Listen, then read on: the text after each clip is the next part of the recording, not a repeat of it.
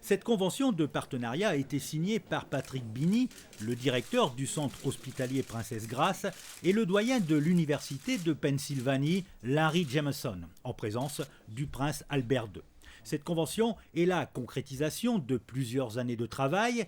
Elle vise à développer les échanges entre les deux établissements, notamment dans le domaine de la cardiologie. Globalement, ce que j'attends en tant qu'ancien étudiant américain, j'ai fait une partie de mes études à Miami, c'est de faire profiter de tous mes collègues de l'expérience américaine. C'est quelque chose de tout à fait particulier dans la vie d'un médecin.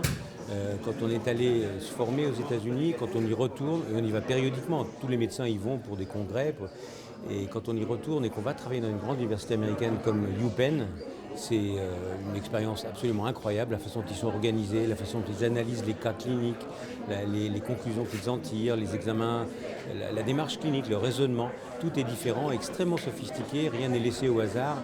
L'université de Pennsylvanie fait partie des plus anciennes et des plus célèbres universités des États-Unis et elle est considérée comme l'une des meilleures dans le monde de par son savoir-faire. Cette collaboration permettra donc aux étudiants et médecins européens d'approfondir leurs connaissances ou encore d'échanger des informations en matière de recherche. Quand un médecin européen va aux États-Unis, il ne peut pas faire la même chose que ce qu'il fait en Europe parce qu'il n'a pas les diplômes ne sont pas équivalents. Mais il ne suffit pas de faire, il suffit déjà de regarder. Et tous les matins, le Morning Report, où par exemple il y a une trentaine de médecins qui écoutent le médecin qui était de garde présenter les cas de la nuit et les analyser en détail, et on décide ensemble, avec bien sûr les leaders mais aussi les étudiants, de la stratégie du jour, du lendemain, des jours après, de prise en charge diagnostique et thérapeutique, c'est déjà énorme. Il y a toujours, dans une immense structure comme Penn, d'énormes choses à voir et à trouver pour parfaire sa pratique.